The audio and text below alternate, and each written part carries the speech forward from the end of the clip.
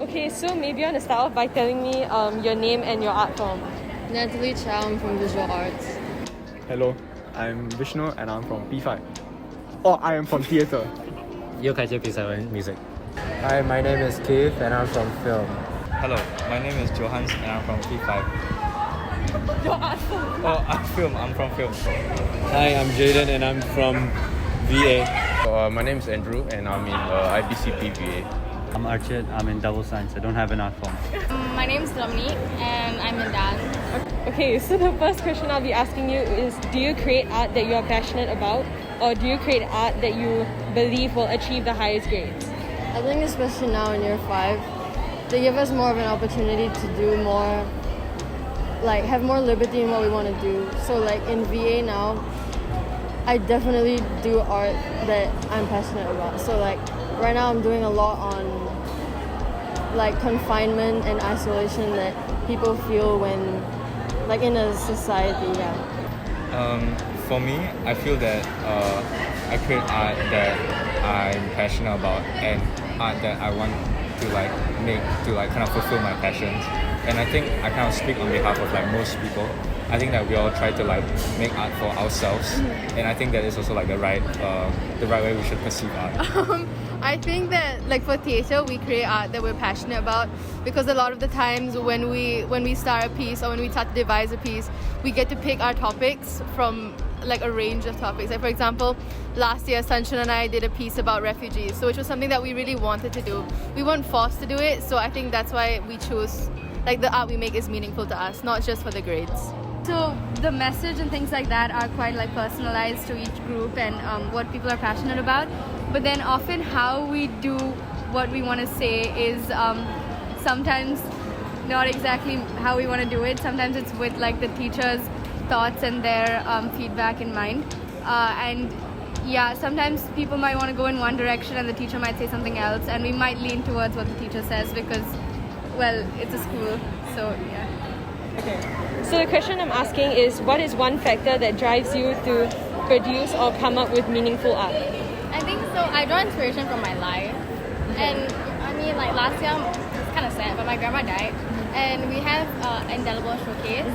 So for my piece, I drew inspiration from like grief and the feeling that people get when you lose someone, and then from there I like use it to convey emotion and evoke like feeling from the audience, and also to like put that in the dance as well.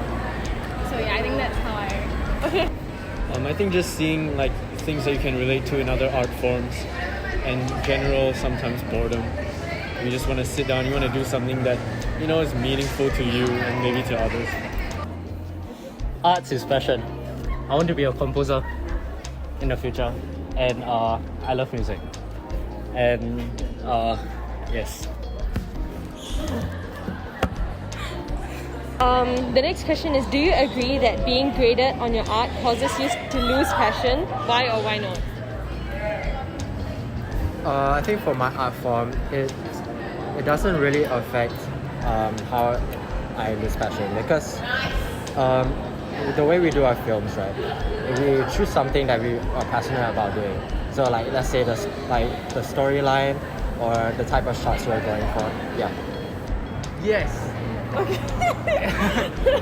Yeah, I think yes, because like subconsciously you want to get the highest grades, right? And I think because of that, the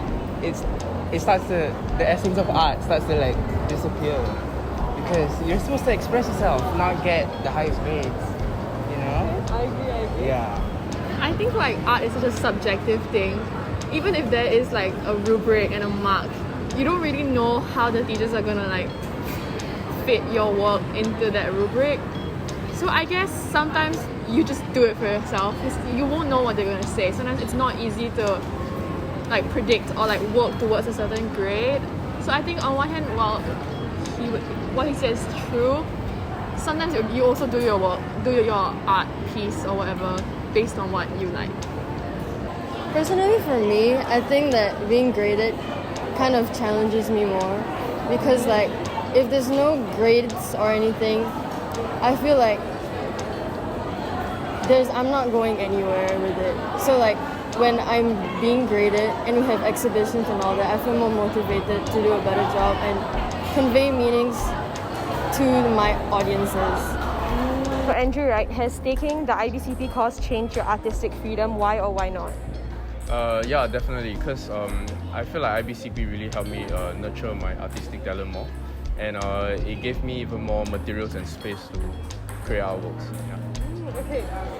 For Archit, what made you leave your art form and pursue double science? Okay, I guess the last 2 years, year 5 and year 6, it really is about choosing a subject that